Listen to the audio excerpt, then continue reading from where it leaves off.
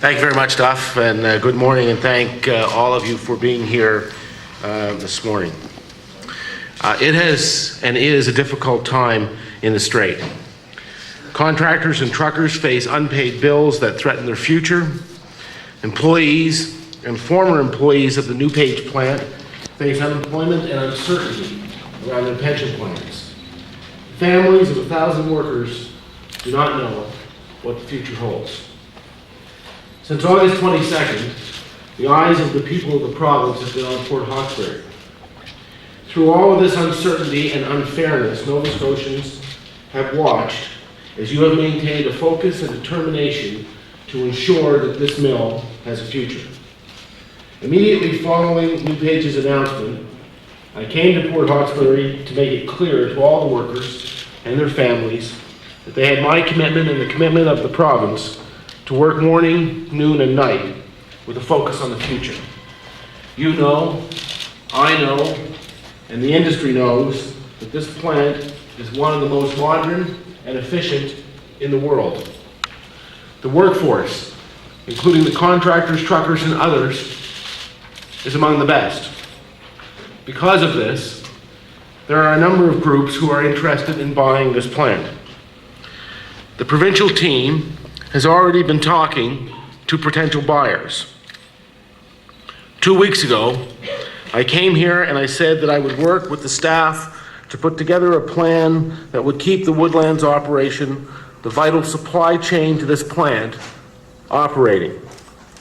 That is critical in ensuring a quick resale.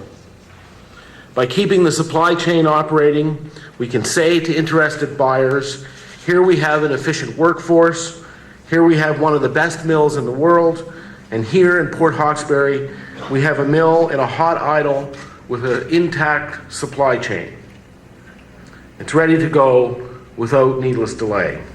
As Premier, the best thing I can do for workers, families, and contractors is to ensure that this mill finds a new owner. We have other challenges around this problem that we are going to face, and we need to deal with those, and we will deal with them.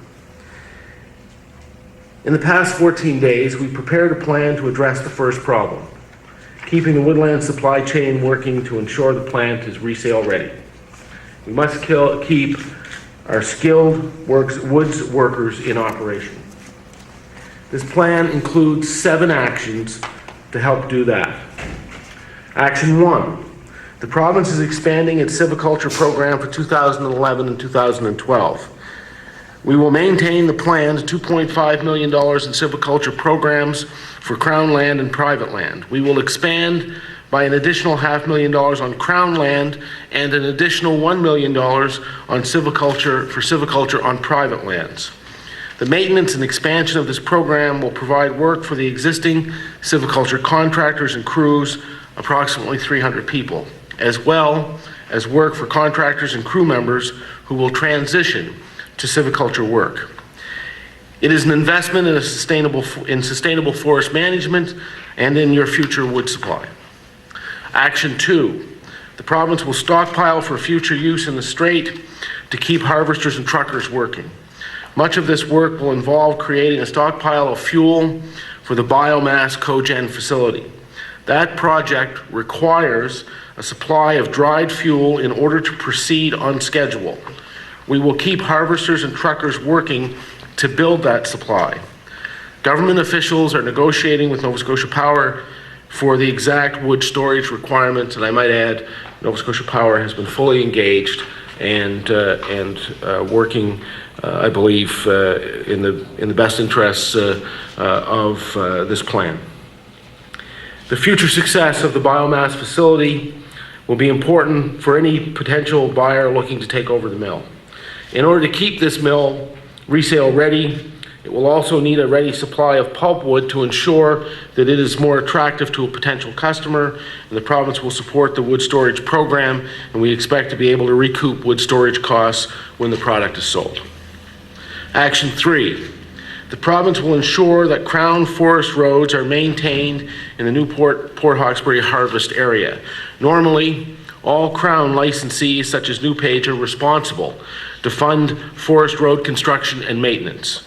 The province will invest about $125,000 per month for the next few months to keep the usual number of road contractors working to maintain NewPage's road infrastructure. This investment will also ensure that when a new buyer is secured, the forest roads are in good working order. Action 4. The success of this plan hinges on the core team at NewPage and Port Hawkesbury staff who know the woodland operations of this mill and who can keep it going. The province will ensure that the mill is able to retain a core team of approximately 20 woodland staff with the knowledge and ability to facilitate work and training and oversee the appropriate use of Crown land.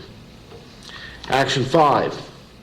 Most contractors and some truckers are self-employed. Many have major investments in high-priced equipment and face a crunch in the short term due to the shutdown. The province will amend the Credit Union Small Business Loan Program in a way that means it better addresses financing concerns for contractors here and other small businesses. The existing loan program administered by the Department of Economic and Rural Development and the credit unions provides a loan guarantee from the province for up to 75% of a loan. The government will increase the minimum loan amount and the amortization period and offer an initial guarantee of 90% for qualifying businesses. The province is working with the Nova Scotia Cooperative Council to make the necessary amendments to the program, and we'll have the final details very shortly. Action 6. In order for many woods workers to take on the silviculture work available in this plan, they will need training. The province will invest up to $3.5 million and will work with NewPage Port Hawkesbury's core woodlands team to develop specialized training programs for self-employed workers that will focus on silviculture, sustainable forestry practices, productivity improvements, and efficiency of forest operations. By investing in the customized training programs combined with the practical work experience, the province is helping industry meet the 50% clear-cutting target by 2015 while keeping the woodlands workforce operational. And finally, Action 7. The province is engaging a world market specialist to complete a comprehensive market study for both newsprint and high-gloss paper, which the Port Hawkesbury plant has specialized equipment for. This is important because I want the province and any potential new buyer to understand the global markets and identify opportunities to make sure that this mill is viable into the future. The 7-point action plan I just outlined will maintain about 500 jobs and is a total of investment of up to $15 million.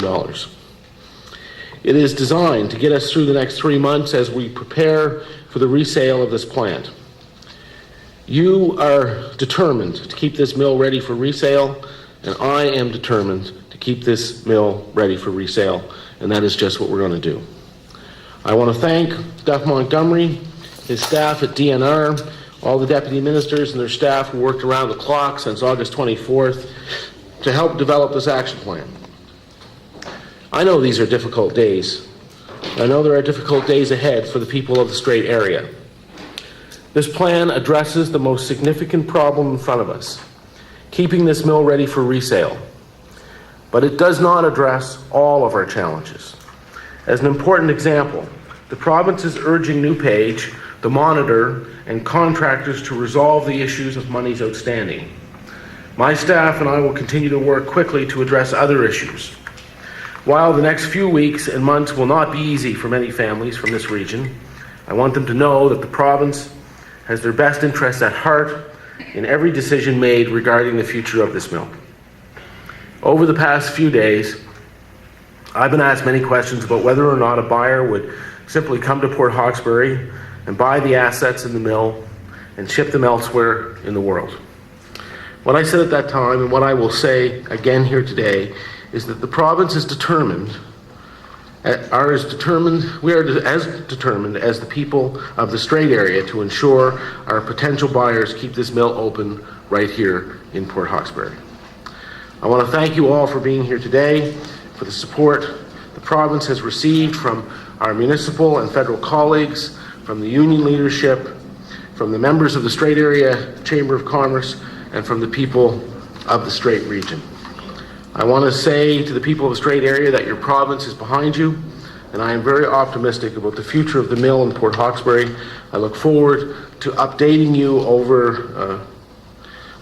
on the implementation and success of the 7-point action plan in the days ahead. So thank you very much.